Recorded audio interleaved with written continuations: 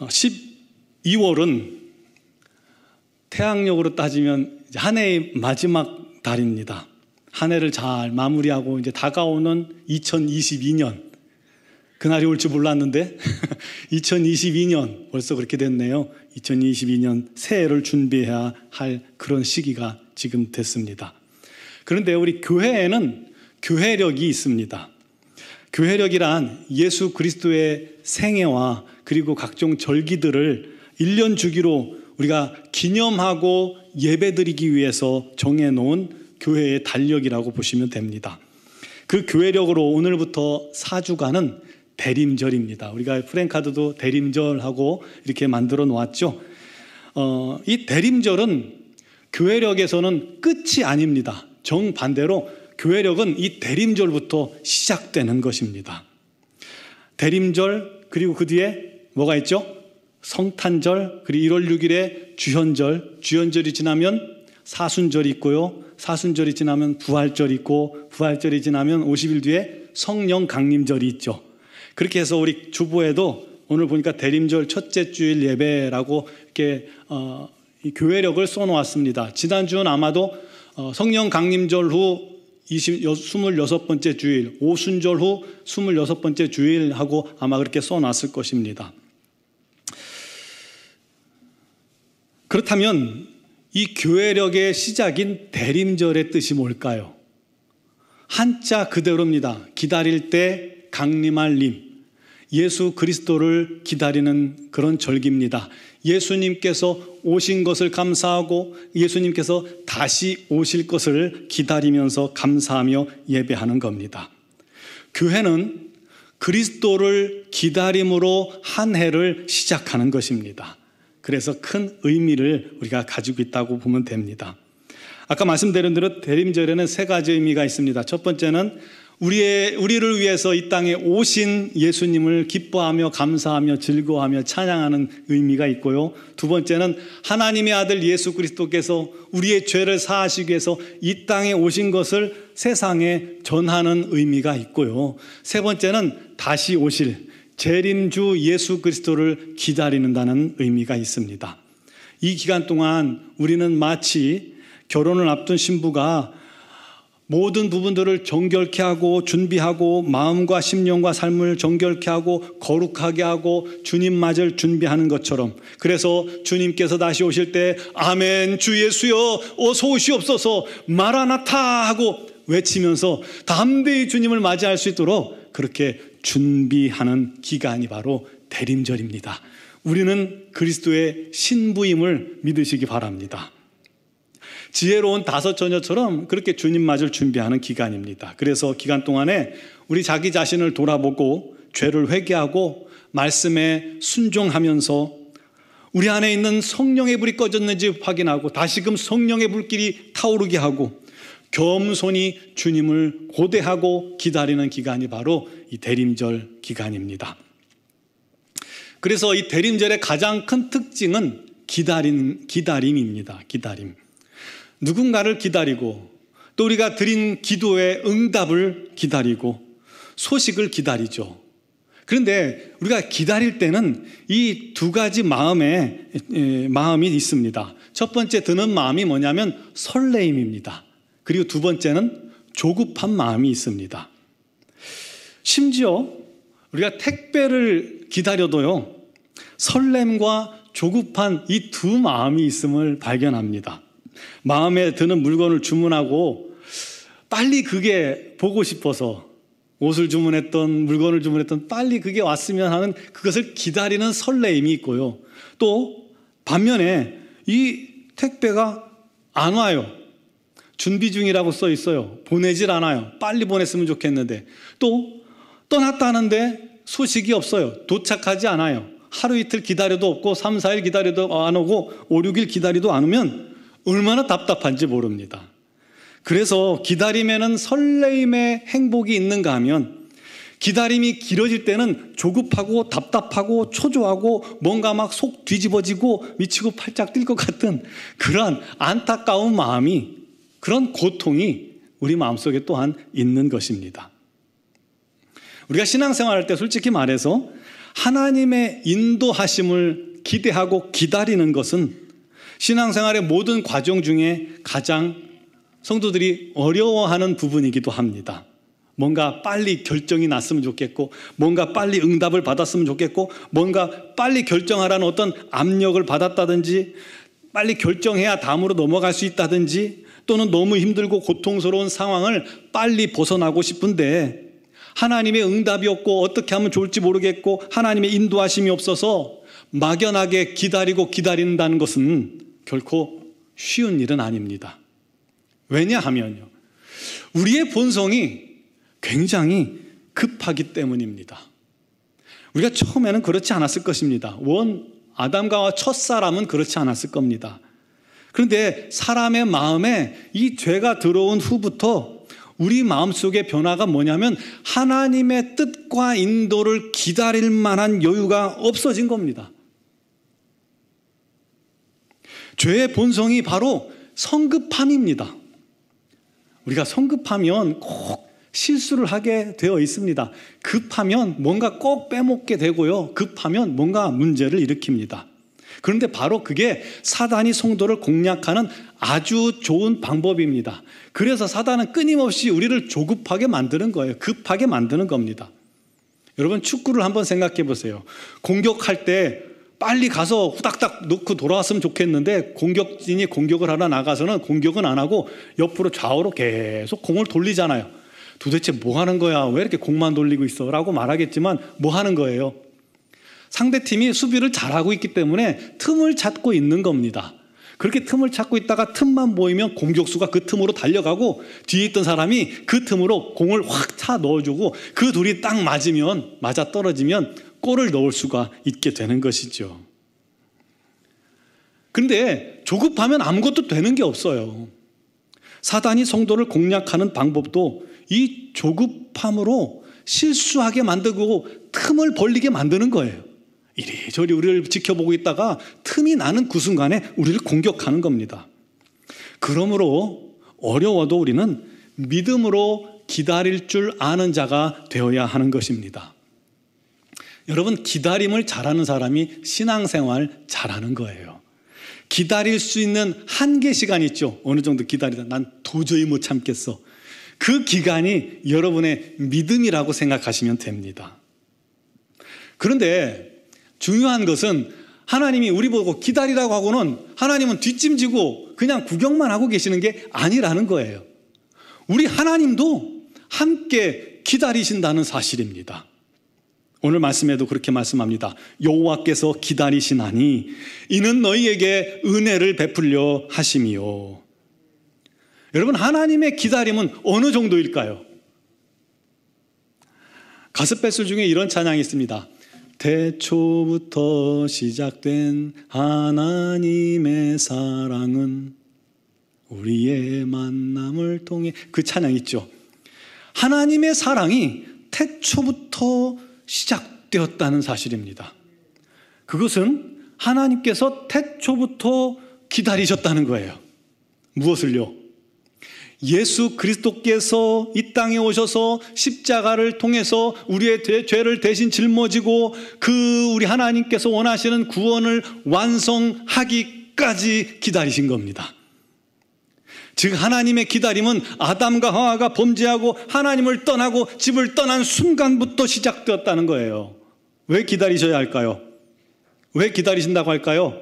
오늘 말씀처럼 은혜 베푸시기 위해서 기다리신다는 거예요. 구원의 은혜, 죄사함의 은혜, 영생의 은혜, 자녀 삼으시는 은혜, 천국 시민 삼으시는 은혜, 그 은혜 주시려고 기다리십니다. 그리고 결과적으로 당신의 모든 것을 다 우리에게 주시려고 우리 하나님 기다리고 또 기다리신다는 것입니다. 오늘 말씀에도 하나님께서 유다 백성들을 사랑하셔서 또 아끼셔서 그들에게 회개하고 하나님의 은혜 안에 머물라고 요구하셨습니다. 주의 은혜가 한량없이 부어질 수 있도록 너희가 내 안에 머물라고 하신 거예요. 그럼에도 불구하고 유다 백성들이 얼마나 미꾸라지 같은지요. 득달같이 하나님께 나오는 것이 아니라 우상에게로 달려가는 겁니다. 무슨 문제가 생기고 일만 생기면 사람에게 달려가는 겁니다.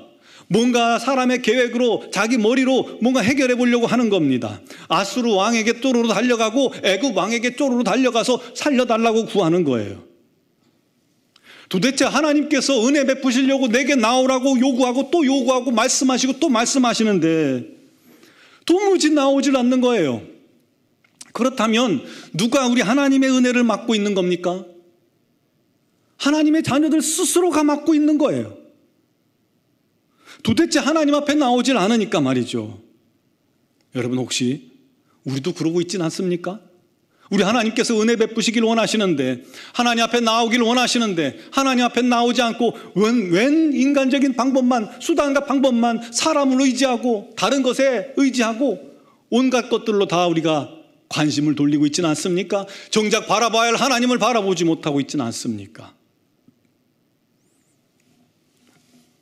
그런데도 하나님께서는 그런 자들마저도 기다리고 또 기다려 주신다는 겁니다. 그게 우리 하나님의 사랑의 크기입니다. 이스라엘 백성들이 그렇게 돌아오지 않고 돌이키지 않다가 자기들이 하다가 뭔가 안 되니까 그제서야 누굴 기억하냐면 하나님을 기억하는 거예요. 맞다, 하나님께 돌아가야지. 그래서 하나님 앞에 나와 자기들을 구원해달라고 그제서야 울며 회개하며 기도하는 겁니다. 저 같았으면 너희들 맛 좀 봐라 하고 쳐다도 보지 않을 거예요. 그런데도 불구하고 오늘 말씀해 보니까 우리 하나님께서 그들이 하나님 앞에 나오니까 어떻게 하셨냐면 벌떡 일어나셨습니다. 일어나시리니 이는 너희를 긍휼히 여기려 하심이라. 사랑하는 성도 여러분, 이분이 바로 우리 하나님 아버지이십니다. 우리 부모들 중에 보면 자녀 사랑이 유달리 큰 그런 사람들이 있어요. 그런 사람들을 우리가 뭐라고 그러냐면 딸 바보, 아들 바보 뭐 그렇게 부르잖아요. 좋은 의미로 불렀으니까 가만히 보면 하나님도 딸 바보, 아들 바보세요. 자녀들을 얼마나 사랑하시는지요. 오늘 말씀에 대저 여호와는 정의의 하나님이라고 말씀하셨습니다. 여러분, 하나님의 공의와 정의 앞에 우리가 섰을 때 우리는 단 한 사람도 용서받을 사람이 없습니다. 단 한 사람도 의로운 사람이 없습니다. 단 한 사람도 지옥 안 갈 사람이 없다는 거예요. 그래서 우리 하나님께서 하신 일이 뭡니까? 사랑하는 자녀들을 지옥 보내기 싫어서 하나님께서 하신 일이 뭐냐면 자기 생명보다 귀한 독생자 아들 예수 그리스도를 이 땅에 육신의 몸을 입고 보내신 것입니다. 그 예수께서 이 땅에 오셔서 우리들의 모든 죄를 대신 짊어지고 십자가에 못 박혀 죽으신 거예요. 우리 대신 말이죠. 도대체 우리가 뭔데 그렇게까지 한단 말입니까? 도대체 우리가 뭘 잘했다고 그렇게까지 하신단 말입니까? 벼룩 잡겠다고 초가삼간 태운다고요. 먼지 같고 벌레 같은 우리를 위해서, 이 죄인을 위해서, 이 죄인 구하려고 창조주 하나님께서 이 땅을 만드신 예수 그리스도께서 자신의 생명을 내어주신 것입니다. 사람에게 핍박당하고 멸시당하고 침뱉음당하고 무시당하고 그렇게 십자가에 죽으신 겁니다. 도대체 우리가 뭔데요? 우리 하나님, 우리 주님은 우리를 향한 사랑의 눈이 머신 것 같아요. 우리를 얼마나 사랑하시는지 바보같이, 우리가 뭔데 우리를 위해서 하나님이 죽으신단 말입니까? 그렇게 우리에게 하나님의 긍휼이, 말도 안 되는 사랑이 부어지고 또 부어졌음을 믿으시기 바랍니다. 그를 위해서 기다리신 거예요. 하나님뿐이 아니에요. 예수님도 지금도 우리를 기다리고 계십니다. 요한복음 14장에 내가 너희를 위하여 거처를 예비하러 가노니 가서 너희를 위하여 거처를 예비하면 내가 다시 와서 너희를 내게로 영접하여 나 있는 곳에 너희도 있게 하리라. 주님은 이 땅에 다시 오실 그날이 오기만을 고대하고 기다리고 계시는 것입니다. 사랑하는 성도 여러분, 우리만 기다리는 게 아니라는 거예요. 내가 오래 기다린다고 나만 손해보는 게 아니라는 거예요. 그래서 신앙은 기다림입니다. 그런데 여러분, 왜 기다림이 필요할까요?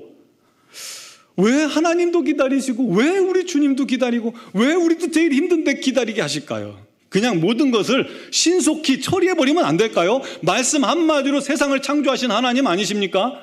까짓것 말씀 한마디면 우리도 모든 게 그냥 척척척척 이루어질 텐데, 그러면 모든 문제가 해결될 텐데, 모든 고민도 해결될 텐데 왜 이렇게 기다리게 만드시는 걸까요?